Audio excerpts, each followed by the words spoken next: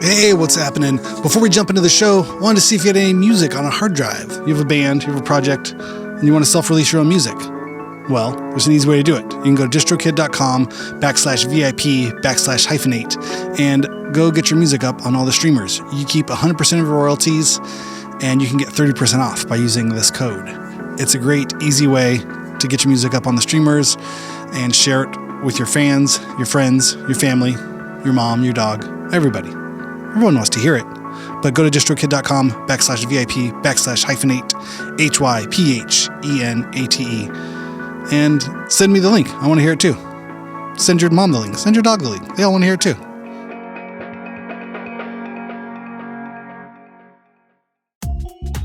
Izotope is a proud sponsor of today's episode.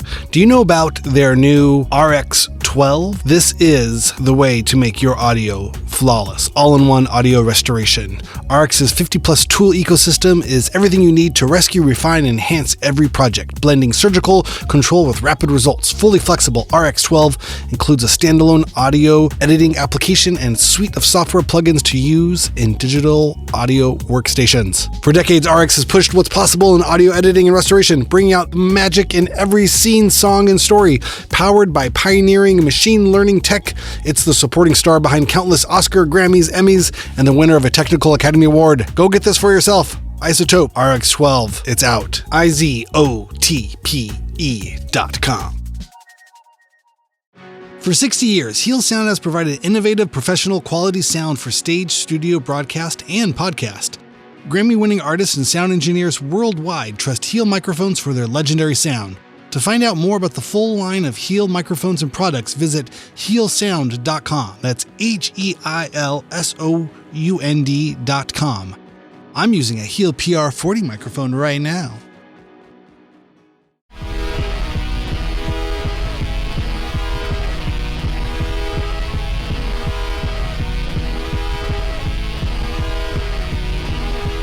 What's happening, everybody? Welcome to Hyphenate Halftime with me, your host, Randy Randall. This is our show for Monday, June 29th.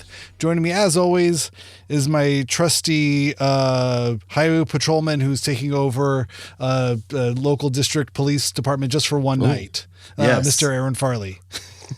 What an assignment. Someone up there really must like you. I'm not trying to be a hero.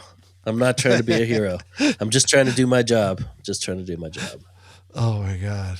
That's yes. great. There was so many threads that you thought were going to go somewhere, and they all go nowhere. Many little like, that's going to pay off. Like, nope. Never saw what he carved in the desk. Never saw why he was asking for a light. Oh, right.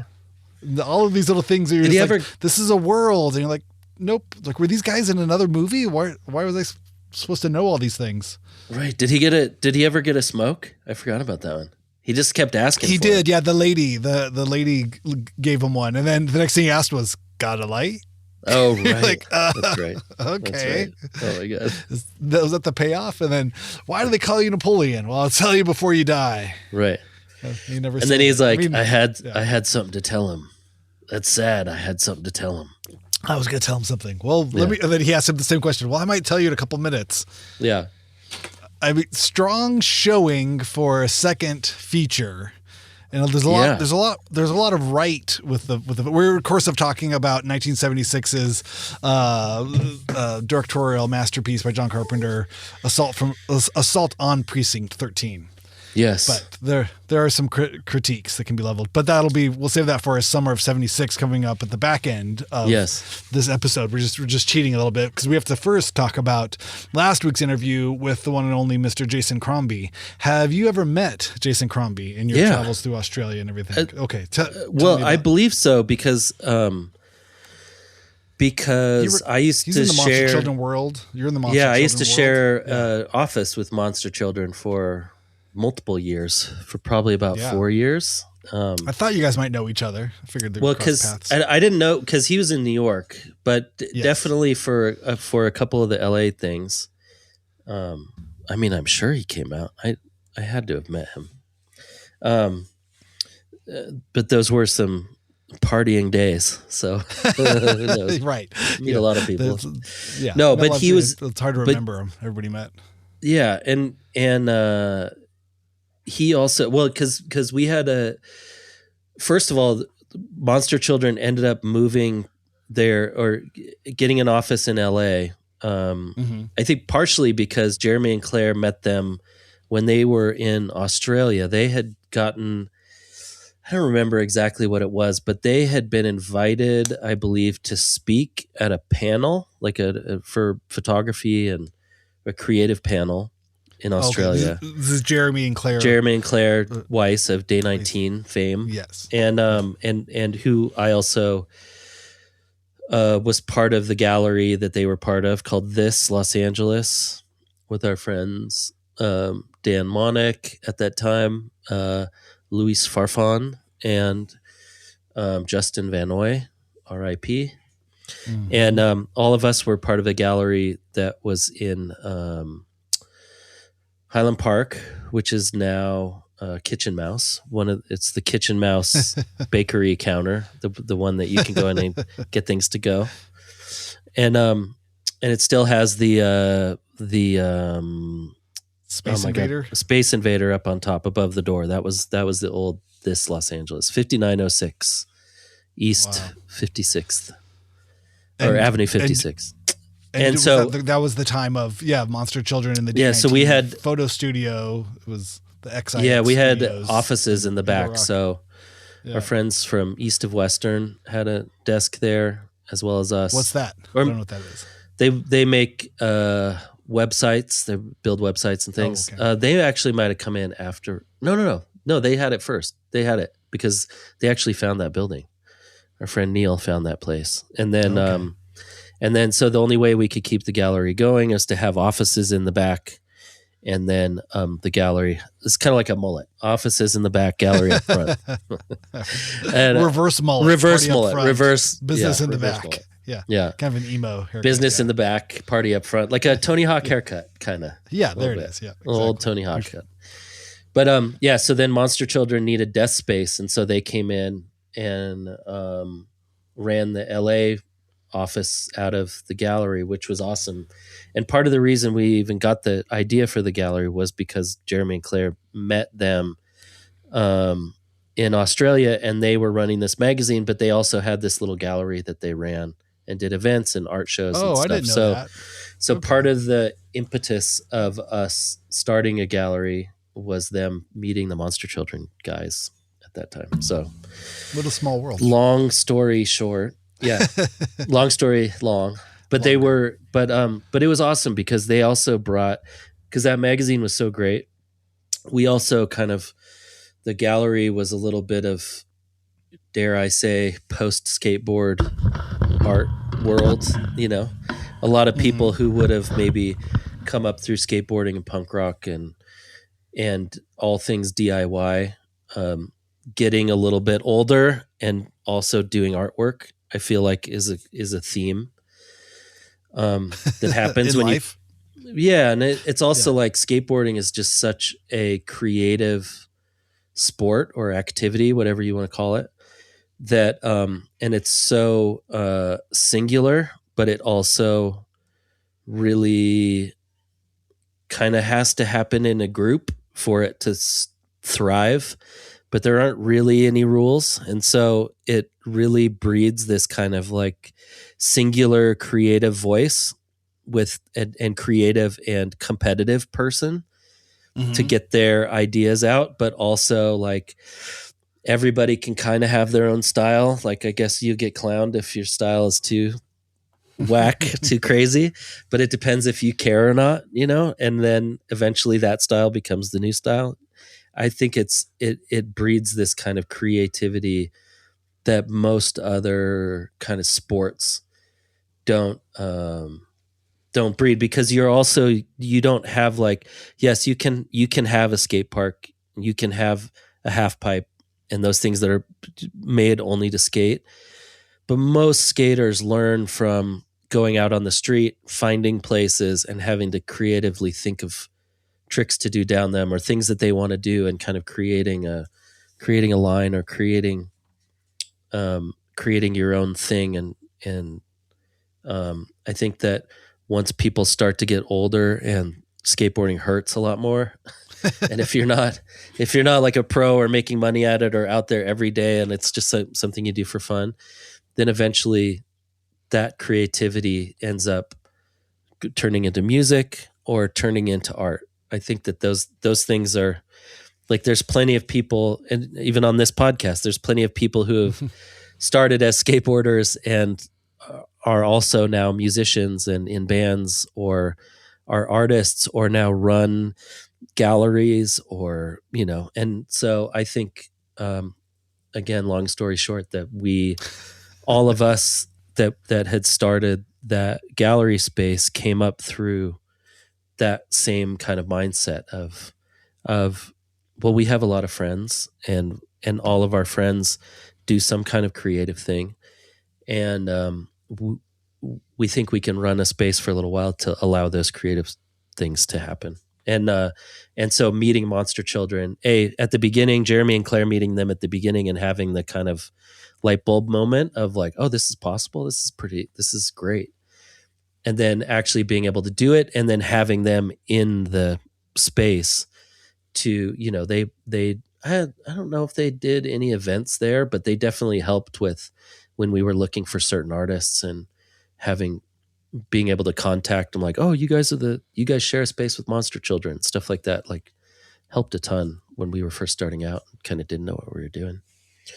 But Jason, he's probably the only magazine where I actually read the editor's like thing at the beginning. Because his were so good and so funny and so Australian, like so perfectly Australian, and like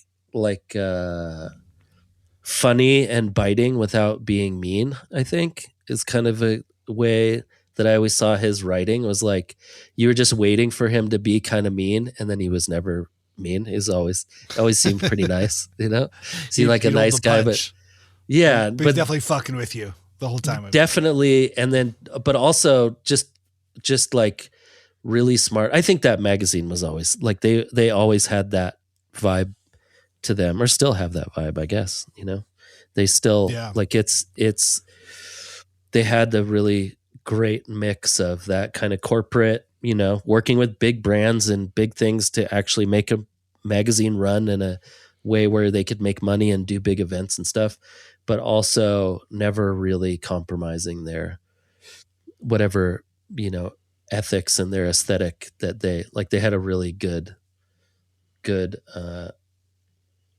I don't know, focus. They had a really good focus. Yeah, I mean, there was sort of on what made Monster Children, and they could kind of interview anybody.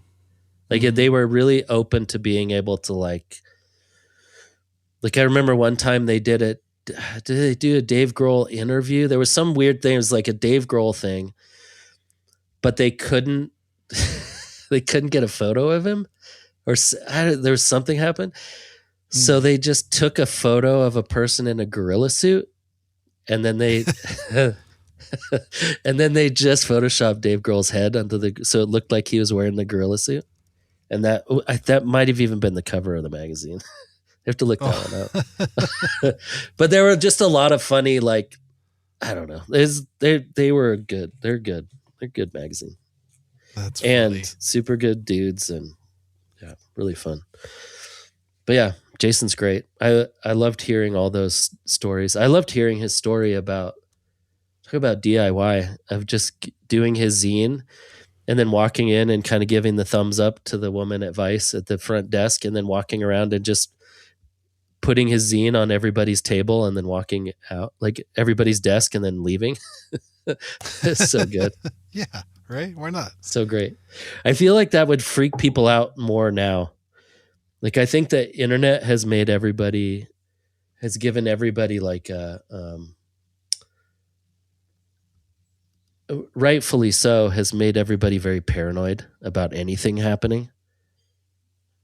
And I feel like if someone walked in an office right now and just dropped stuff off and left, that I feel like that wouldn't fly anymore.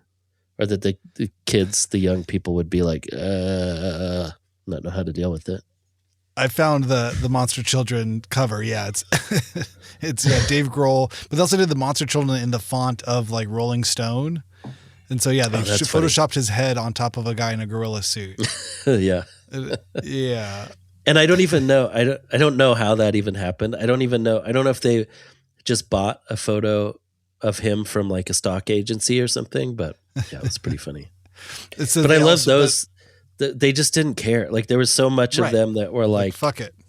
Yeah, no, you guys is funny. What are we gonna this do? is everything's even funnier. Yeah. But there's a little thing here saying from Rachel. She was saying that he a few months later he sent a signed framed copy to the office. Oh, amazing! So he got a copy of it and signed it and sent it back to them. So awesome, kind of an approval of it. Yeah, well, I think what you were saying too, the just the idea of like skating, it's there's a certain level of creativity and mischief in there too. It's right. DIY. You kind of got to make your own spots. You got to put it together yourself. Like no one's gonna invite you to go skating. You got to go do it. Right. It's all on you, but also there's a certain amount of like not asking for permission. You learn that sort of thing. It's better to apologize than to ask for permission. Like if you want to do something, you want to skate something, you want to go somewhere, you want to do something, you just kind of got to fucking do it. You just put yourself out there, whether you're just going to skate a curb or you're going to go jump a fence and do a thing, you just, you realize you're not hurting anybody, but at the same time, you're willing to, jump fences and, clean ditches and, be places you probably, you shouldn't be, but you also know it doesn't really fucking matter. No one cares. Yeah. It's not that big of a deal and you're there and you're going to do it. So I think that kind of mentality, even after your body breaks down or you suffer whatever injuries or, that you do, that engine of creative mischief is sort of forever imprinted in your brain. And it's like, well, yeah, what the fuck? Just Photoshop his fucking head on a gorilla. It's great. Yeah, what is he going to do? Funny. Not like it. We already got his permission. We already did the interview. Like, what's he going to do? Sue us? It's already going to be printed. Yeah, we'd already made it. Yeah, that was the whole point, was to just make something. Yeah. Totally. That's the kind of thing too with like skating, where it's like, once you get the trick, once you get the photo, once you've done it, it's like, well, then yeah, what are you going to do? You pay a fine or whatever. But yeah, you did it. Yeah. So, and I think you're right too. Like that creative mischief is the thing that I guess the only thing to really compare it to would be like graffiti, and totally. And I always thought kind of the only reason that people are really weird about skating, I think the first reason is because it's loud. And I think that when people hear the loudness, because you don't hear people like complaining about rollerblading, or like even bikes, like BMX bikes, like, these people jumping their stairs on their bikes. Like you don't hear that, but the skateboarding is like, no, it's like, it's loud and the thing isn't connected to you. So it goes flying. And it seems, I think, to people who don't skate, it seems so dangerous, not only to you, but to the people around you. And then also it's this weird property thing of like, well, if those were my stairs, I wouldn't want you to be messing up my stairs, which, right. Valid or point. Insurance. The kind of the American valid point. Totally. If someone hurts themselves on your property, you're responsible. Or you have 100%. Totally. But there's also the other thing of like, well, yeah, but what about when the whole crew is like, a whole construction crew is blocking off the street and nailing in like a huge billboard for you to see that you don't want there, that's horrible and that blocks your view, and you go like, well, that's just business. It's like, right. No, well, it's money. It's all right. It's like what you choose is annoying, and to me, I choose that like huge billboards and gross people in public, like being like doing gross things to keep everybody like unhappy and bummed out. That to me is annoying. Skateboarding is like people taking all of those things that should be barriers and making them into art. Like they're taking these things that don't necessarily need to be there, or, maybe they do, a handrail or anything else, but they're choosing to use it as a completely different tool and a completely different thing. And, when you're asking people to go outside and do things, and they're like, okay, well, we're going to go outside and do things. And, there is the mischief part. There's the graffiti. There's the like hurting scratches things to and concrete and stuff. Yeah, scratching I just really, concrete. I've given up trying to make sense out of any of it because it really it feels like a moving target in some ways, depending on what part of the culture you're in. Not that, but just in the sense of like, yeah, but at least they're not on screens. You want everyone just home playing 100%. Roblox? It's like I'd rather see a kid out skateboarding any day of the week. But I feel like it's also the thing. It's just part of youth. I think just having young people in the same way, like kids riding these motorcycles or these things, or what I mean, all this stuff. It's like it's just kids. And are all their decisions good? No. Are most of them bad? Probably. But again, this is this thing. You know what I mean? It's like you can't parent other people's children, and the future is scary, and I think that's part of it. You see these you look at the young, as somebody on the other side of 40, you look at whatever young kids are doing and you're like, well, it's dangerous, number one. And number two, they're going to inherit the world. Like these are the people, you see kids just, flinging themselves off of things or I'm sure it's how our parents thought about Jackass or all these things. And it's just like, oh God, what's going to happen here? These kids are screwed. Yeah. But, it's inevitable. And I think that's part of it. I think there has to be some cultural or, civic understanding of just kids. It's like there has to be a certain amount of just, it's just kids. I don't know. Well, and I do think that maybe with skateboarding and with some of those other things that people are more open to it now. I think there is like more of it's an Olympics, because so many people, maybe even our age and older, grew up skateboarding too, and so like they understand the whole thing. But also, there's way less skateboarders around now than there were like 20 years ago. Yeah. Like there's way less kids out. Like I mean, there are more skate parks. There are way less kids. Has been declining, so. Yeah. That's way scarier than kids doing dumb things, but yeah. Well, and Can you imagine somebody like complaining about snowboarders? It's like these guys with their boards are on the hill. That's how I grew up. They pay the ticket and they go up there and they come down and you're like, are you kidding me? These people out there on the street running, they're like getting exercise and jogging everywhere and they run all the time. Well, that's always was our, like the when you had that conversation with people, they're like, well, you can't just put a skate park in a park because people are going to get hurt. And you're like, people get hurt playing basketball every day. Yeah. People like break their legs, break their ankles, like the whole thing. Like no one cares about Achilles tendon walking in the parking lot. Yeah. Oh my God. Everything. Yeah. Suck it up. Yeah. Tell people that it's, but it's also like I was here, 25 years ago and was out shooting photos with my friend Daniel Shimizu. Do you know Daniel? Yeah. Yeah. Just had a baby. Congratulations, Daniel. Lives in Portland now. But we were out and it was right when I had met him and a couple other the guys that were skating for Foundation and things, Clint Peterson and all those guys. And one of the days we were just going to a skate park in Downey. And so we go there and I'm just taking photos. I don't even have my board or anything. And we are just getting to sit down. And, at that point he's pro and all the kids know him and they're like, oh my God, Daniel Schmies is here. And a couple other people. And then all of a sudden, I don't know, 5 minutes were there and all the kids just scatter and start climbing the fence and to jump out, whatever.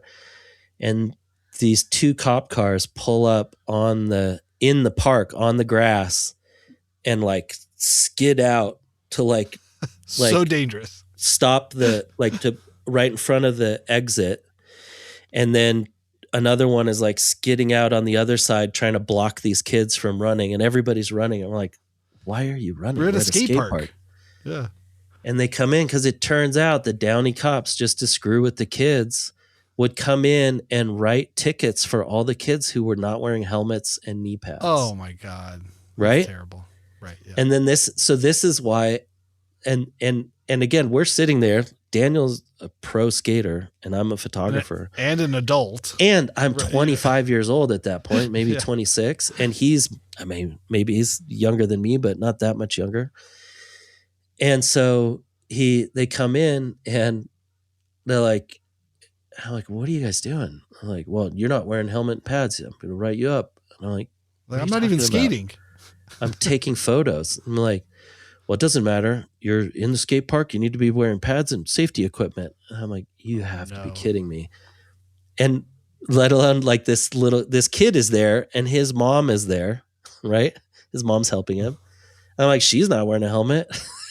It's like, well, she's helping her son and blah, blah, blah, blah, blah. And like, they get to go or whatever. And they like wrote me a ticket. I had to go fight it in court, like all these things. What did the judge say? He laughed. Did you dismiss it? He was like, what are you talking about? And I'm like, yeah, I don't. You're wasting and he's time. Like, yeah, dismissed. Are you kidding me? Yeah. And all these people, when I said it, he's like, sir, what are you here for? Because you have to wait in line. It's the only time I've really been to court. I have to wait in line and all these guys, you know, it's like DUI and pretty minor stuff, but you know, people really like, oh my God, I've got to get out of this one. And then I get up and he goes, so it says here skateboarding without a helmet, and the whole court just snickers. It's like, oh God. And I'm like, yeah, I know. Yeah. The best part was that it wasn't even skateboarding. Yeah. I didn't even have my in a skate park without it. Yeah. But that being said, I just like that story. That's a funny story. It's a great story. But I do think that all of those kids, as much as that sucked, and the Downey police at that point, those two just were bored. I'm like, you guys don't have anything better to do. And that the kids, like, you know, when they were running, that was the part of like, here it is, let's go. You know, I mean, there were like 50 kids there, maybe more. There were so many kids. And, but that was part of it. Part of it was like running from the cops But just think about what that does just to train your brain every time you see a cop. You know what I mean? It just really just this. And these are probably good kids. I would imagine they're all good. You know what I mean? They're taking time to learn how to skate and skating and having fun. And now they're culturally and like Pavlovianly like trained to not only fear and not trust police, but then also, you know, to actively avoid them and run. And you know, that's what they want, Randy. It's not the only thing. Yeah, right now. But it's a bigger. It's just. It's a bummer. It's a small facet of a much bigger problem, obviously. But you know, bummer. But I do think that kids do need to do those things to push the boundaries when they're young, because and I think it's our job as not only parents but just people in a society to like build in like skate parks, build in these buffer zones where you know kids should act crazy and they should go crazy, and especially young boys. You know what I mean? It's like better for them to be running around, and if they're not on a football field or a sports field, like be in a skate park, be in a bowl, do something crazy. Your mind is exploding, your hormones are exploding, your muscles are exploding, everything's just going crazy. Like, go put them somewhere and let them run around, let them go, you know, build that into, because that's our system, because we were all that way at one time or another too. And no matter what our parents or our culture did to us, like we should, you know, you break that cycle. I'm like, let the kids go nuts. Give them places to do it. And when kids are skating outside of the building you work on, and it might be a little annoying and it might be a little loud, go talk to them. Yeah. Like talk to them and go, hey guys, I'm totally cool with this.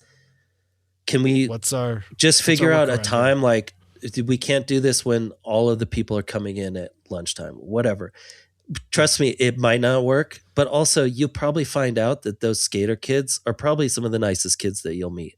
They just are used to people hassling them so much that they don't care anymore. That that they just become like, whatever, adults suck because they've always treated me horribly, so I'm just going to treat you bad. But the second that an adult goes up and goes like, what are you doing? Is that a kickflip? Can you hit that rail? Those videos can you email that, or can you email? Can you ollie up on? Can you ollie onto that rail? They're like, what? You know what an ollie is? You know, and instantly they turn into like, oh yeah, you're like a 13-year-old kid that's just like literally trying to have fun with his friends. Or her friends, you know? Sure. Yeah. And I feel like that doesn't happen as much. It's like, it's mostly the yelling. And then you're like, Well, yeah, you're yelling at a bunch of kids who get yelled at all day by their parents and by their teachers and by everybody else. How do you think they're going to react? They're going to just yell right back and go, I go. Yeah. Yeah. Yeah. Talk to them, man. Well, Jason, Talk but now to the Jason's kids, a man. runner. Yeah. Jason's running. He's over there with the, what is it? Possessed magazine. Yeah. Sounds like no one he's having hates a ball. runners. People love runners. Because why, Randy? Because it's Those quiet. damn runners. That's it. They'll be running all up and down those stairs all day. No one cares if they're about their ankles. They don't care about their ankles. Yeah. They don't care. They're like, buddy, you better not run up that 20 set because you're going to hurt yourself. Where's your helmet? Maybe they need to make some kind of running siren or something. Though it just sounds like a loud car with no exhaust on it or something. Just something that makes a big click every time they hit the, or they could run in tap shoes or something. Clunk, clunk, clunk, clunk, clunk, clunk. Or like horse sound effects whenever they're running annoyance device. Maybe there's something where it's like weighted annoying running somehow. You know what I mean? It works as like a weighted vest. Yeah, it has a large subwoofer. Yeah, and just like emits like horrible. Yeah, that's a good idea. Yeah, sounds like a big subwoofer just rattling.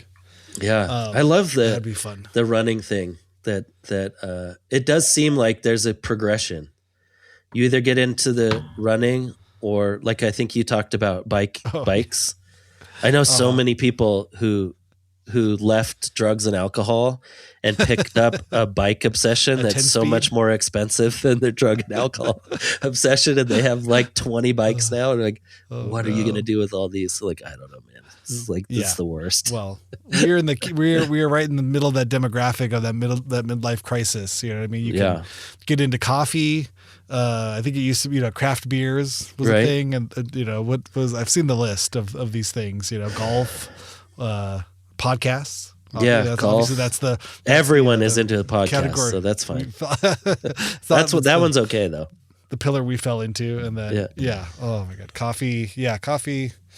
Modular synths took a lot of people down. Oh my god, modular synths was a big one. But that was lost another one to modular synths. Oh my god, speaking of modular synths, how great is the soundtrack, right? Oh my god, Precinct 13. Okay, let's get into it. Summer of 76 rolls on. We're all summer long we'll be watching films from 50 years ago, 1976. This week we introduce to the canon for consideration Assault on Precinct 13, John Carpenter's second full-length film from 1976. Soundtrack, incredible. I mean, this is where you're really getting the Carpenterisms. He would go on to do Halloween, the first Michael Myers film, in 2 years later. Yeah. So there's a bit of a line here, I think. If you didn't know what was coming after this, you'd be like, well, that was a weird movie. But so you said this was his second feature length. What was his first one? Dark Star. Oh, I don't know. Which is incredible. Really? It's a bad B science fiction horror film written by Dan O'Bannon, the writer of Alien, and with special effects done by some guy named James Cameron. Really? So amazing. Yeah. So it was done on a shoestring budget. He was right out of USC, and Dan O'Bannon and Ronald Shusett were classmates of John Carpenter's there, and they would go on to create the Alien movie franchise, and then John Carpenter his thing on Dark Star, I think he electrified a chicken wire and had maggots on top of it, and so he basically was electrocuting maggots or worms on camera, but they went crazy. They were kind of just worms doing nothing. It didn't look like anything. Then as soon as he put an electrical charge to the grate they were on, they all went crazy and nuts, and it looked really good on camera. Wow. That was one of that was James Cameron shifting from James Cameron of Avatar fame, Titanic, Terminator 1 and 2, and all the money in the world.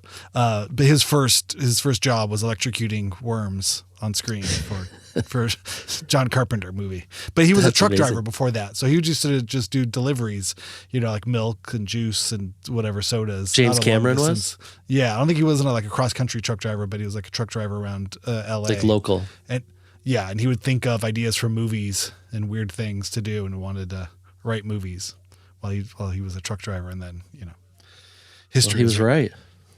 But yeah, Dark Star, the alien's kind of like a beach balloon. They didn't have any money for special effects. I mean, outside of electrocuting worms, but so it's not particularly good, not particularly scary, and almost comical to this day. But the pedigree, the people that got started on Dark Star would go on to change, cinema in the 80s and beyond. So how was this? So what I'm loving about this is that I was telling Michelle this today that because I watched it this morning. So it's kind of gnarly. I should have warned you. I forgot about the little girl getting shot in the chest that really part. early. But yeah, I was like, oh geez. But what I thought was interesting about it, and what I think is interesting about a lot of these movies, is that normally, like, if I didn't have to watch it, I wouldn't have chosen to watch it necessarily. But since I have now watched more of this, I don't know if it's this genre. It's like post B movie. It's not a B movie, but it's definitely not like cinematic gold. But it's somewhere in the middle where you can see the process of someone who's like, I really, really want to make movies.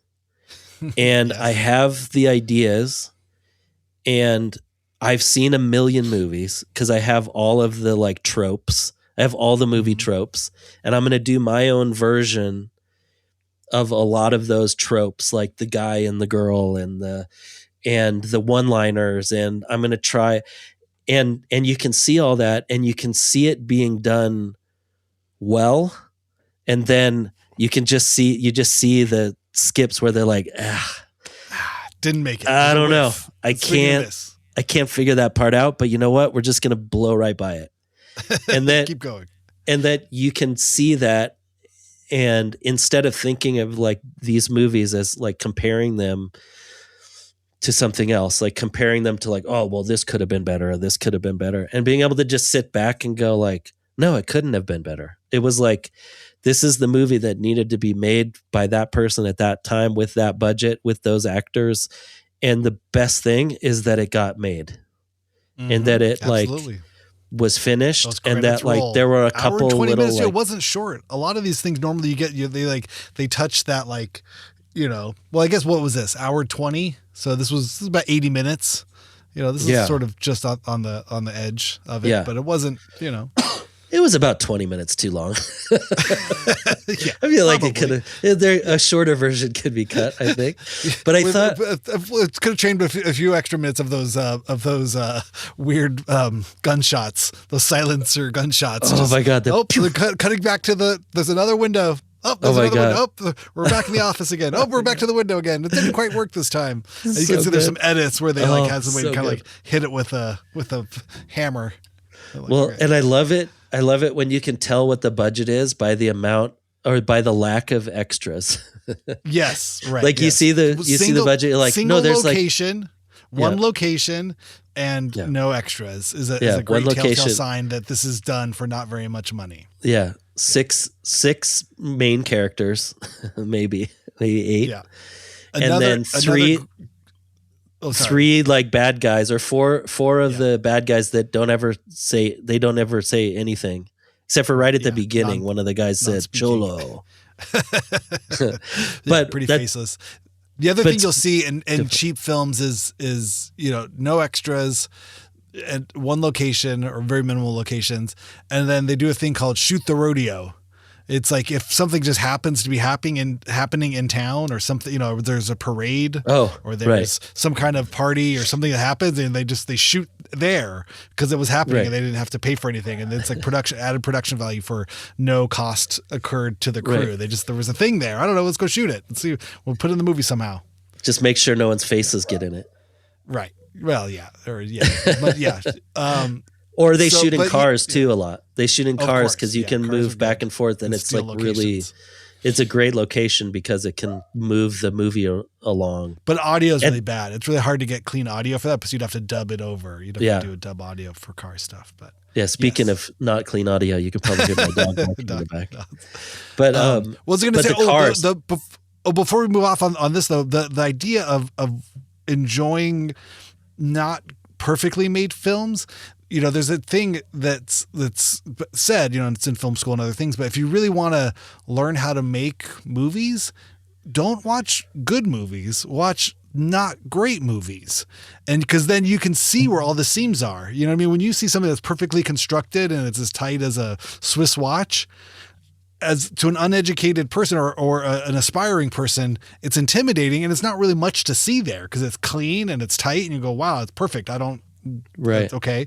But when something that's a little bit off or something that's not kind of broken or kind of big enough and clunky enough, you get to really, you can call the seams and the framework calls attention to itself in ways that could be considered bad, but it also can be helpful to an aspiring screenwriter to go, there's no character in that character. None of that dialogue has anything to do with what that character's interiority is doing. He's just referencing a coffee cup on a thing. And if they don't shoot the coffee cup that he's referencing, then you really have nothing happening in the scene. Yeah. So you need, but you don't really see it you don't really know how to do it yourself, how to do it good until you see it done badly. And then you get all kinds of insight as well, okay, I want to not do that. I want to do this. And, and you start to make notes of what that looks like. Or when, you're still waiting for something to happen. There's one last gunshot. Like you could have cut, 10 seconds out of that. Yeah, but again, you don't know that when a really well shot film,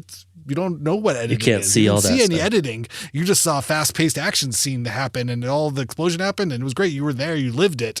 You didn't watch a movie that needed trimming or needed help. You lived it, and that's the whole point. Like the editing is all hidden. Yeah. Well, that's what that was like the one of the first things I wrote is like so simple it makes me want to make a movie. Like the shots are so simple, right? Like there's just like one or two people in the shot, no cranes, no helicopters, and they're talking back and forth, and they're like the dialogue is really clunky, and you kind of go like, oh, I could do a version of this. Like it does make you want to go. It's bringing it back to skateboarding. It's like when you see someone do like or snowboarding is a perfect example now. Like when you're watching the Olympics and you're like trying to count the 6 times someone's going around in a circle. And it's like, that doesn't make you want to go snowboarding at all. But watching someone or skating, like watching someone like just going fast and then ollieing down 3 stairs and like doing something fun, it makes you like, oh, I want to go they're with their friends and they're having a good time and it's fast and weird and totally. And that's such a good point about this. Like I didn't think of the fact that like you can see all the parts happening. And that's probably the thing about these movies is that they really are movies. They're not like a perfectly pitched cinematic display of story building and whatever. This is just a movie. And it's like, it's got a bunch of parts that are put together and the story's there for the most part, but it's not perfect. But it's once you get used to that kind of that vibe of watching a movie like that, and you can sit back and kind of laugh at all those parts of like when they go, when you can almost tell they like forgot their line a little bit, or they're just waiting for the other person, and they're going, "You don't say," and it's just like a little too fast. You're like, it's not a conversation that they're just remembering their lines. So good. Yeah. When he said, he wrote it according to the Wikipedia, that he, John Carpenter wrote the script. I think it was like in a weekend. And he said the script was written in 8 days. Carpenter joked, the script came together fast. Some would say too fast. He wrote the whole thing in 8 days. But I love the coffee joke. Oh yeah. What was the coffee? When she goes black. When she goes black. Years. Yeah. Yeah. Almost, or for a little over 30 years. And she just you kind of hear the wah, wah.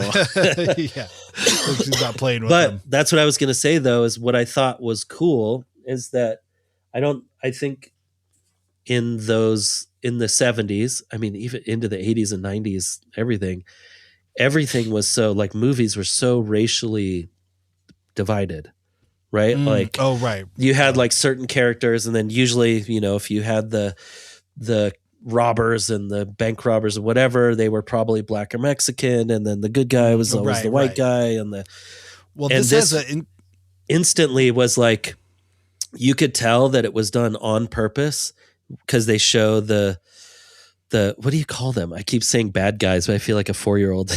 Gang members? Like the gang. Yeah, no, yeah. They're they show the faceless, gang.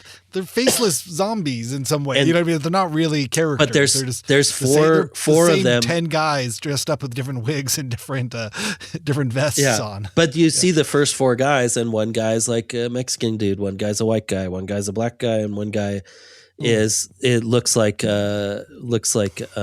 Cuban or a revolutionary. He has the like Che Guevara. He has the Che Guevara look, right? Yeah. But you could tell that was like on purpose. And even because even the cop was black and the other guy's white and the main guy in the jail is black, and then one of the guys white, one of the guys Mexican, one of the guys Asian, and you could see that he is like, that is a very specific thing. That's not an accident.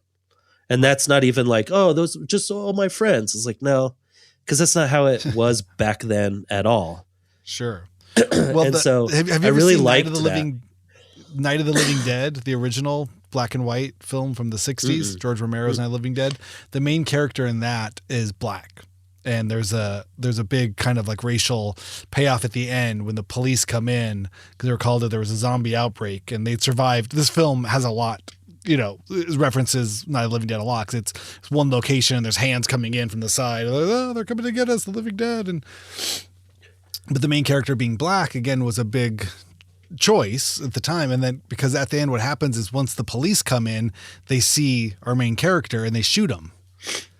And that's just because it's America. And so it's almost like the whole zombie, film that would set up the entire genre of zombie films, to Walking Dead, all these things, was really sort of a tale of, civil rights and civil unrest and all these kinds of things, was set up for that. And this film has so much of that Night of the Living Dead, the original one, in it. Oh, that's cool. Now I gotta watch that. Everywhere. So, but even having a black main character, it's like all these little kind of head nods and references. Yeah. That was, probably 10 years before, 8 years before. But it's great. But they're good. They're, more or less well established characters. And even the guy, the dad, I don't know, the dad coming in just kind of goes comatose, and all the prisoners and having to work with the prisoners. And I think there is a lot of allegory, some of it ham-fisted, some of it kind of clunky and stuff. But this idea of we all got to come together to band together, or unity or something. It's just us here, we're cut off. I think there is something in there. It's a little egalitarian or altruistic in some ways. Yeah. But also holding themselves accountable, like, oh, if only I was better with a gun, I could have saved her, or if only this, if only that. Why did it have to be like this? This kind of, microcosm of a film. Yeah. No, totally. I mean, I think that, I think the ham-fisted parts were definitely like when the girl gets shot at the ice cream truck.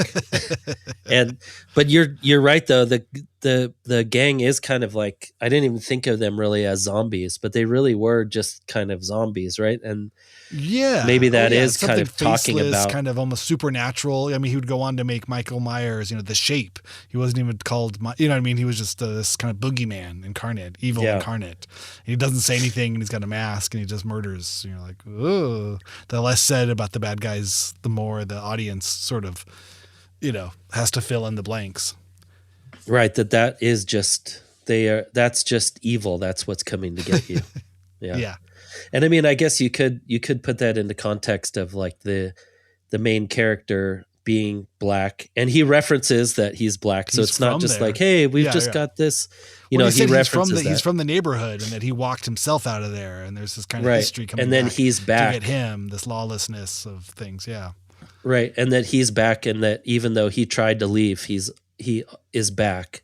And now he actually has to work with these criminals to try to save himself and he's also now trying to save the criminals from these people that are, I mean, were they from the neighborhood? Was that gang? Did we figure that out at the beginning? They're from because the six gang members were shot by the police in the beginning in the alleyway. Right. So we knew that. And then this is kind of the revenge. So he's back. So he's now defending himself from his old neighborhood, kind of. But he's stuck there. And he's also defending the police department. Yeah. Oh man, there's a lot going on there. I didn't crack that. That egg wide open enough, Randy. I didn't even think about that. I mean, it's sort of there, and it sort of needs some help to sort of walk it across the moral finish line. Yeah. I just think there were, I think they were just so pleased they were making a movie.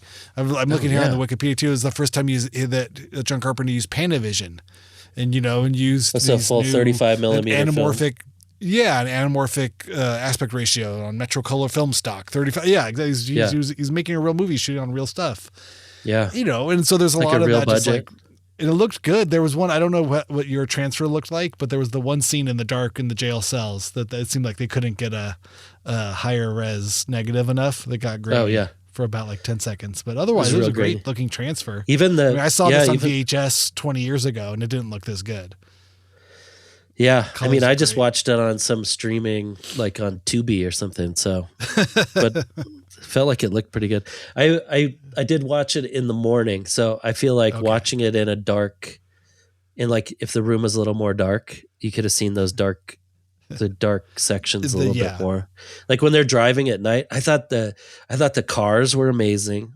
Yeah, they were so nondescript but beautiful, like perfect cars. That was one of the first things I noticed of these gang members are coming out, and they've got their stolen guns, and their clothes are all messed up, and their shoes are all screwy, and then they get into this beautifully painted black muscle car and peel off. It's so good. Yeah.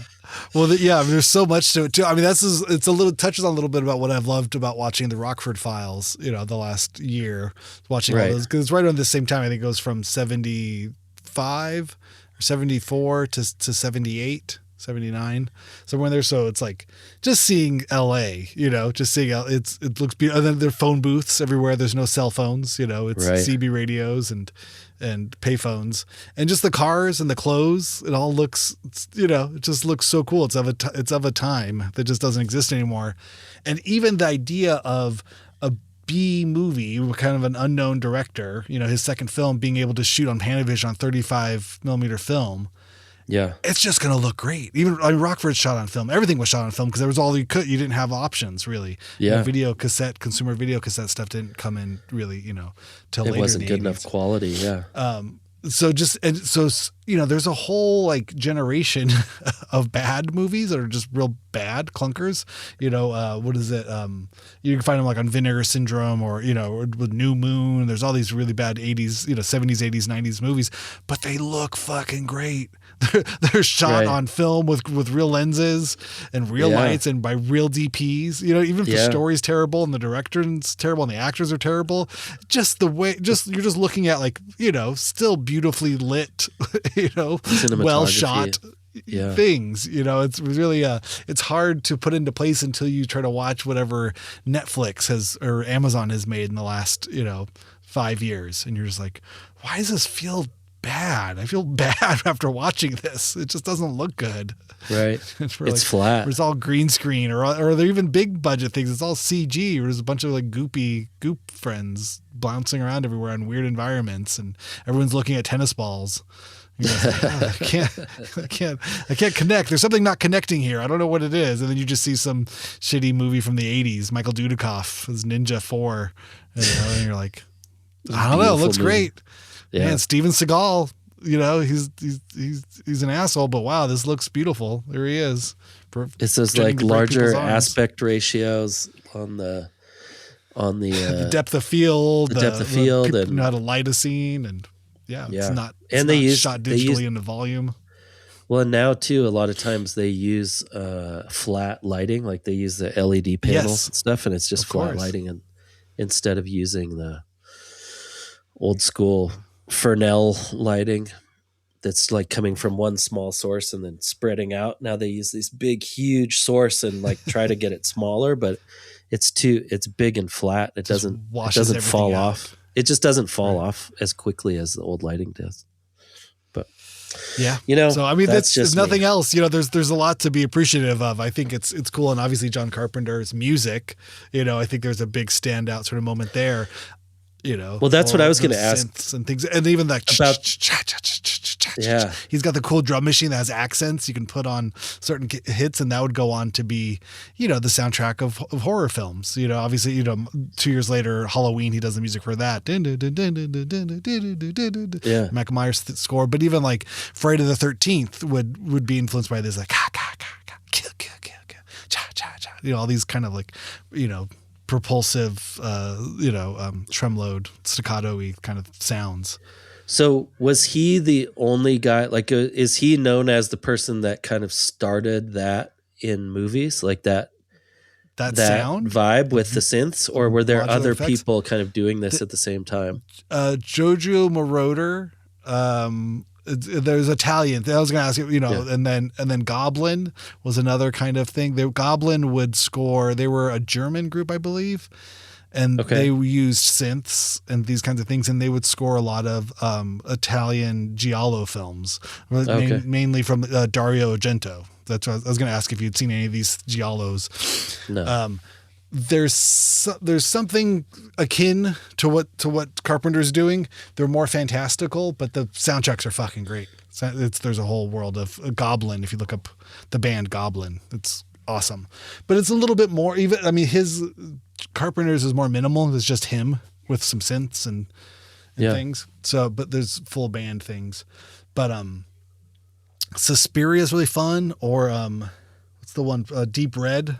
Profundo Rus, what is it called? Yeah, anyway, there's some cool Dario Argento ones, and the giallo movies were kind of really colorful, like almost like 3-strip, like Technicolor, like bright, saturated colors.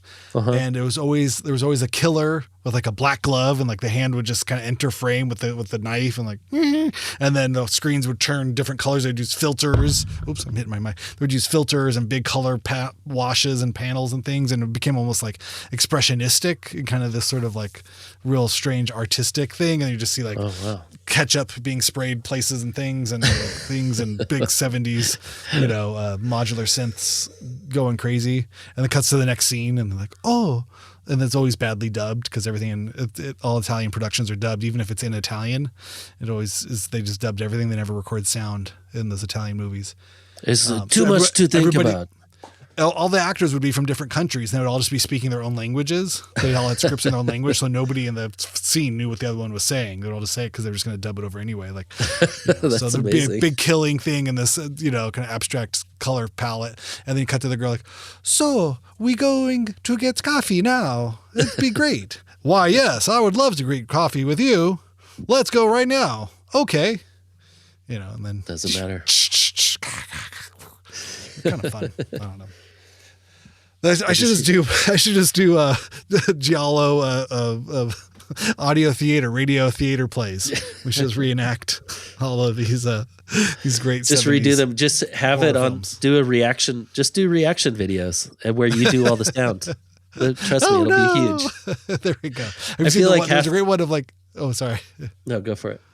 Oh, the video of like people asking their mom like, "What does a dinosaur sound like?" And then the mom goes, "Rawr," and then they cut to like Jurassic Park, and like big panoramic shot flies around the CG dinosaur, and the dinosaurs are "Rawr." The big thing. They just overput the mom's sound of what the dinosaur sounds like. That's what the internet is made for. That's internet gold. Right. That and reaction videos. I like people just reacting to things. I feel like that is so much. Oh my God. Like when you see a reaction video and the reaction video gets more than the original video. Oh, of course. Like the reaction of it gets like 20 million views. I'm like, yeah, that's life, I think. That's pretty much it.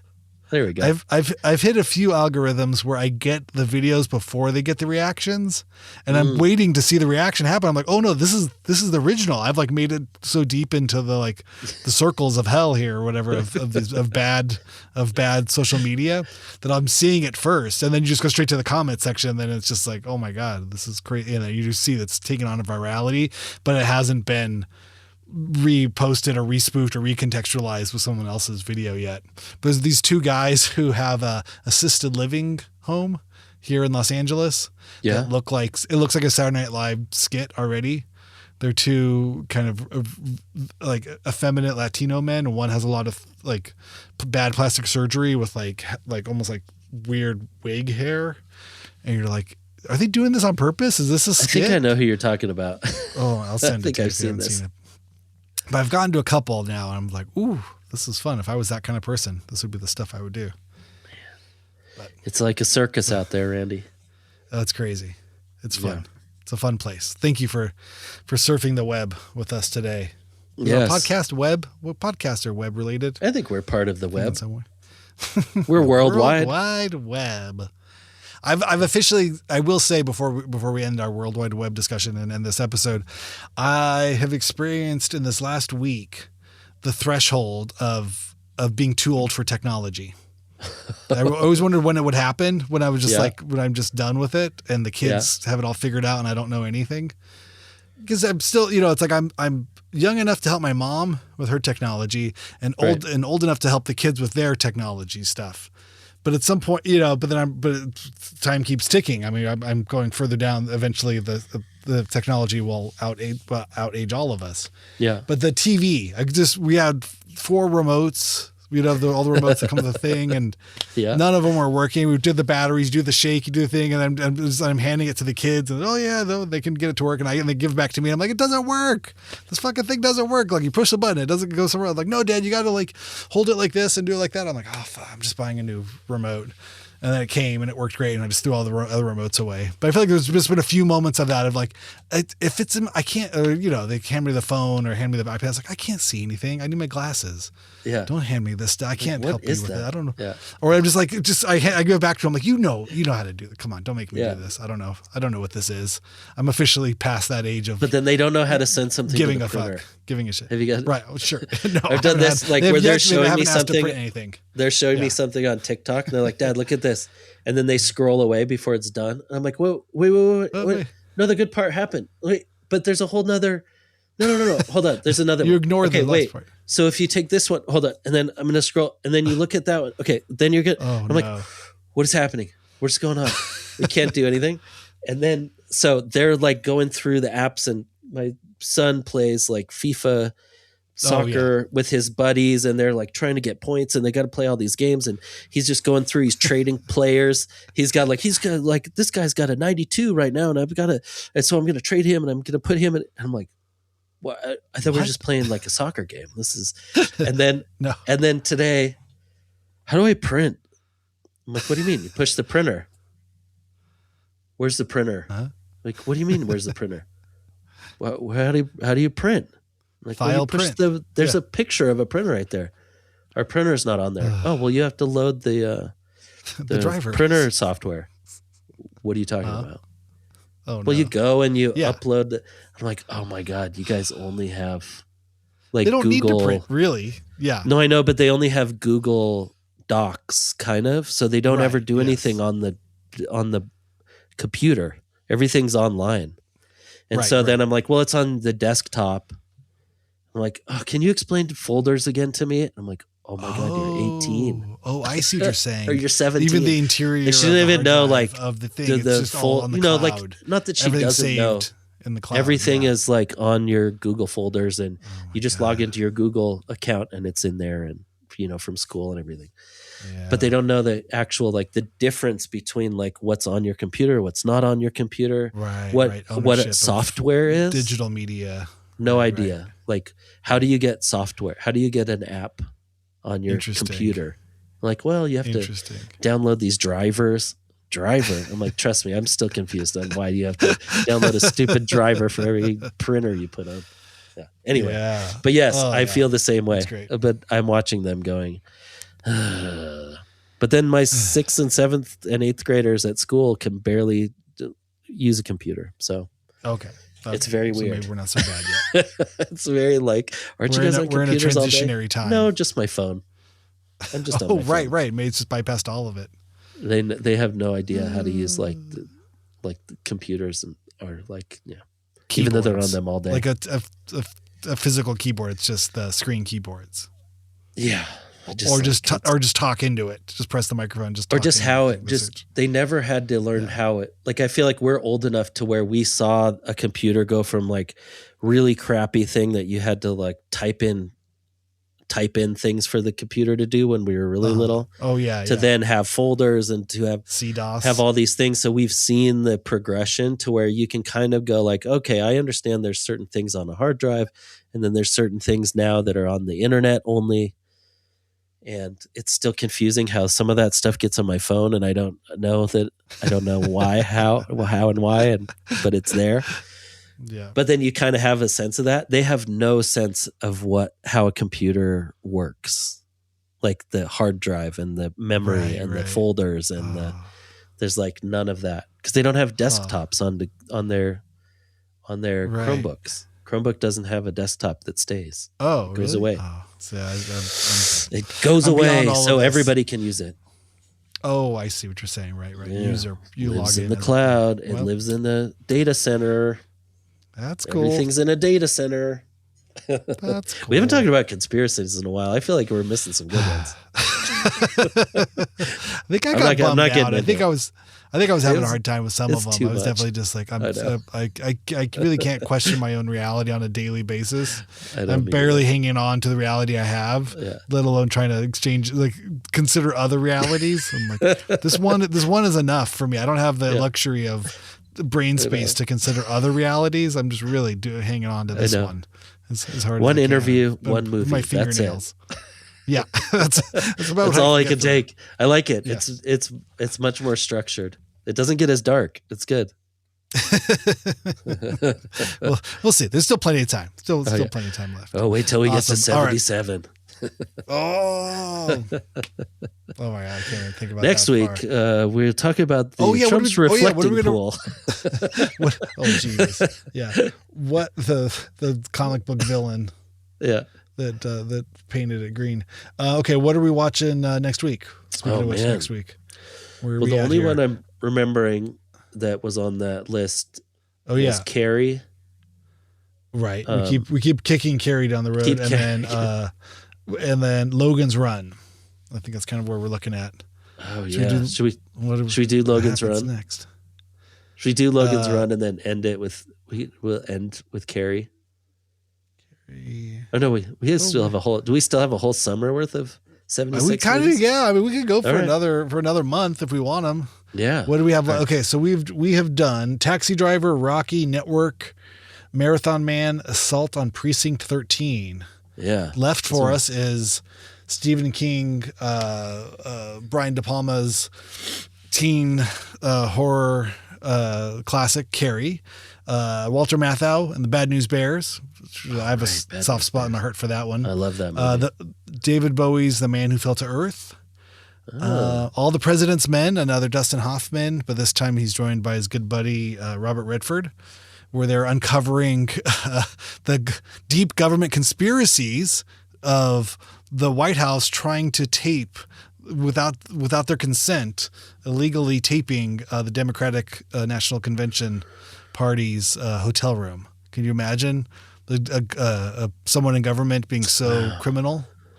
Could you imagine? I couldn't even. It's just, and this isn't even really about the case as much as it is about them as reporters filing the story, breaking the story. This isn't. You don't even see the people, I don't think, doing it. It's more that it happened, and these two reporters they're trying to get the word out.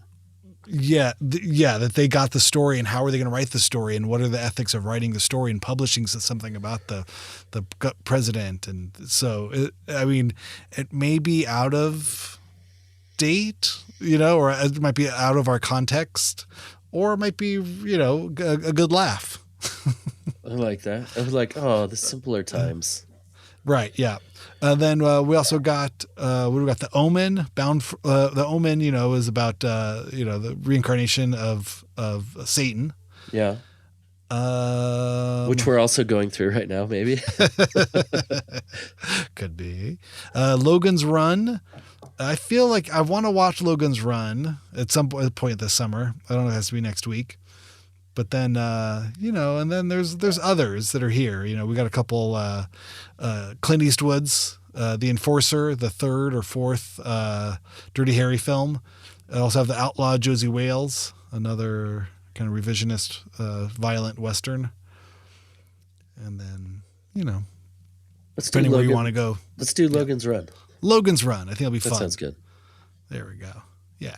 We'll cruise out here. Yeah, we also have the sequel to Westworld, Future World, as well as the Dino De Laurentiis, Jeff Bridges film from 1976, King Kong. Oh, wow. Which is a weird one, where he climbs the Twin Towers. I feel like this is a very seminal moment in right? 76. It's like a very weird remakes, place, the breaking of that like America. Things are trying to like, which way are we going to go here? We're kind of right at crossroads. It's definitely disaster. They must have known like this. It's like the bicentennial. Yep. But what they didn't know, the giant steamroller, the giant earth-changing, reality-shattering event that was actually coming was Star Wars coming just next year. They could not have predicted the thing that was really going to change cinema. They all thought there was something, we could feeling something's happening, something's changing. Which way is it going? And then they're all crushed by a giant Death Star within a year. Yeah, they must have known. There must have been talk about like George Lucas is shooting this crazy space movie. Well, what do you think about that? They all thought it was a flop. Right? It was turned down by so many people, and it was. That's so interesting. Yeah, it was not really bankable. No one thought this kid who did a 50s cruising, car cruising movie was going to have anything interesting to say with a space opera. And the real reason its original idea is because he wanted to redo Flash Gordon, but the owners, the estate of the author who wrote all those books wouldn't give him the rights to it. So he had to think of his own Flash Gordon. God. So there were so many things up against it. So the idea that he was over there, the English crew thought he was a weird American kid that didn't know what he was doing. All the actors didn't know what it was.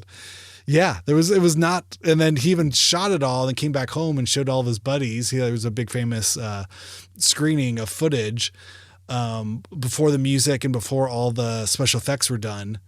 And he showed, like Spielberg, De Palma, Coppola, all the kind of the brats, 70s film brats. And the only people that liked it were Spielberg and George Milius. They thought he had something there, but he didn't have the crawl at the beginning, but you need to do some things. You need to, and he knew there was still more to do, but they helped him kind of flesh it out and make it more character based and less probably like the prequels. That's so crazy. It could have easily been like the prequels. We wouldn't have that $1 billion museum if he would have gotten to do the Flash. Can't wait. Yeah, no, it opens. Although maybe that would be the Flash Gordon Museum.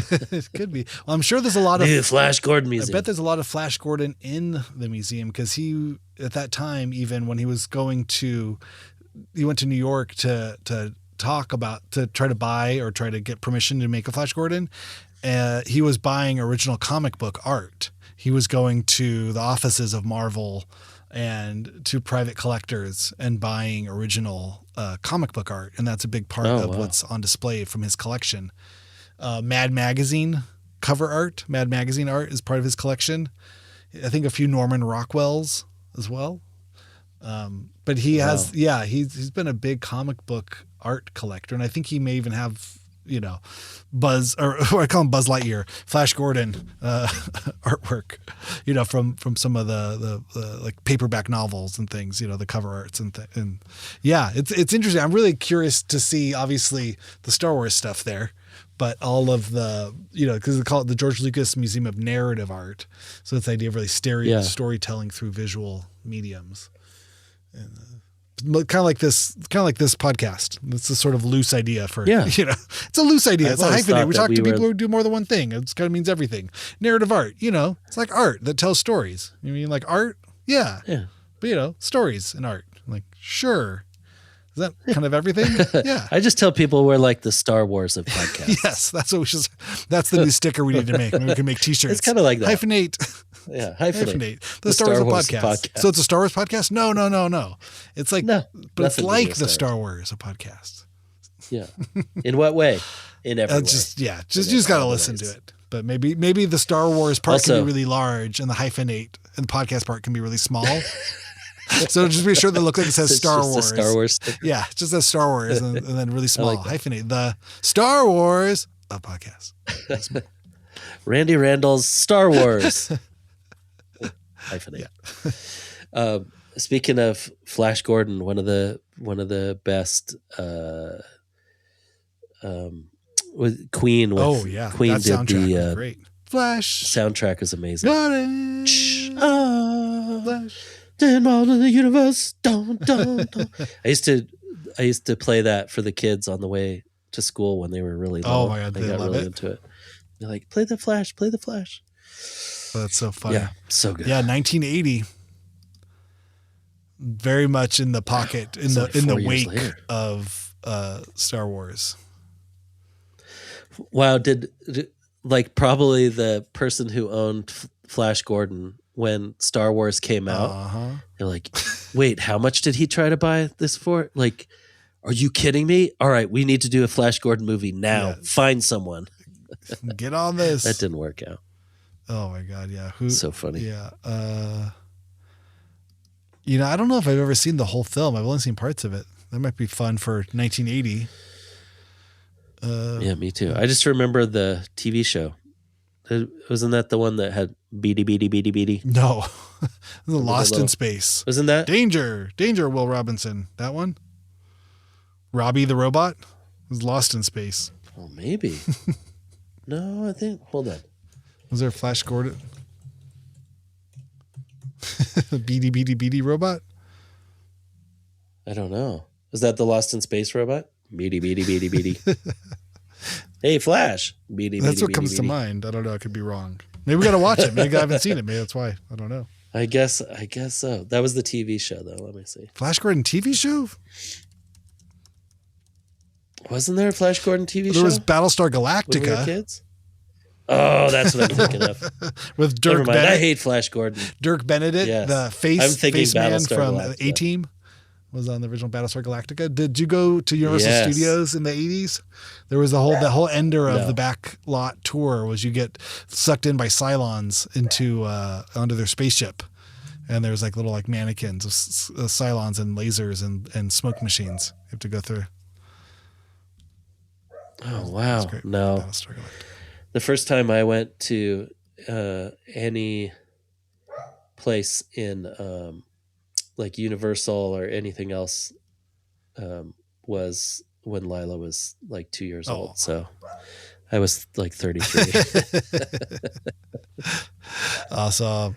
All right. Well, everybody be well. You can write us hyphenate_halftime@gmail.com and tell us what you're up to. What do you, is anybody else watching along with these films from 1976? Tell us what your favorite films from 1976 are. Maybe you're a big Bugsy Malone fan, then you have a link to where we can watch a 4K version of Bugsy Malone. Send it to us at hyphenate@gmail.com. I used to love that movie when I was a kid. You could rent it at the video store. Bugsy Malone? Yeah, it was Scott Baio I feel like and my brother watched that, Jodie Foster in a musical gangster film where they threw pies. Yeah. My brother watched that probably like 150 times. When I was a kid. God. He's obsessed. Him and our neighbor Matt were obsessed with that movie. That's hilarious. Let's see if he knows where to find it. See if he knows where we can find a copy of it. All right. It was out of print for a long time. Maybe there is a streaming version of it. I haven't looked. But that was also a 1976 movie. But what a crazy 1976 for Jodie Foster to go from Taxi Driver to Bugsy Malone. Bugsy Malone was from 1976? Yeah. Wow. Okay. All right. That's crazy. Bugsy. I didn't think it was that old. I thought it was like an 80s movie that was just made to look old. I didn't realize it was like an actual mid-70s movie. Yeah. That was their form of nostalgia from the 70s, looking, 40 years back, 50 years back, just like we're doing now, looking back to their time. They were in the 70s, looking back to the 20s. Bugsy Malone is their Rockford Files. Exactly. Yes. People wearing fedoras and with Tommy guns is the way we look at people with bell bottoms and afros. Yeah. Yeah. You could also say that about the podcast, the Rockford Files of podcasts. I wish. There is a cool Rockford Files podcast called $200 a Day Plus Expenses that's run by these two college professors in Canada. And I've been so tempted to write them to ask if I could be a guest on their podcast. But I've yet to pull the trigger. And they're almost done with the 5th season. So. Oh, you got to do it. Might be too late. You have to. What do you got to lose? It's true. What do I have to lose? I think I just keep missing their emails when they say them at the end of the thing. So I'll say it slow. Hyphenate halftime at gmail.com. Write us. I'm sure we say it too fast. No, I'm just saying, I can't hear theirs because they say it too fast. So I want to make sure I don't say ours too fast. Oh, right. I have to do I think that's kind of how they say that. It would be great if they're listening. They're like, oh my God, finally. We're wondering when you said it slow enough. Yeah. $200 a Day Plus Expenses is a great Rockford Files podcast. And then, they're remaking it with David Boreanaz from Buffy the Vampire Slayer. It'll be out on CBS next year, I think. The remake of the Rockford Files. Wow, I did not. It's just going to become more and more part of the popular culture to talk about James Gardner and the Rockford Files. I'll be there. I've moved on to Hunter. There to listen to I'm now watching Hunter. Remember this cop show from the 80s starring Fred Dreyer? Yes. And Stephanie Kramer. It's not as fun as, because James Gardner is really, really charismatic. Fred Dreyer, former LA Rams football player, is just kind of doing a bad Clint Eastwood impression the whole time. But he looks good. He can mug on camera and he can kind of do faces, but he just doesn't have the charisma that James Gardner had to carry the show. But what are you going to do? Such is life. There can only be one. That is one I can't answer. I'm speechless. You're too kind for listening to anything I'm saying. Okay. All right, everybody. Adios. We'll see you next week. Awesome. See ya.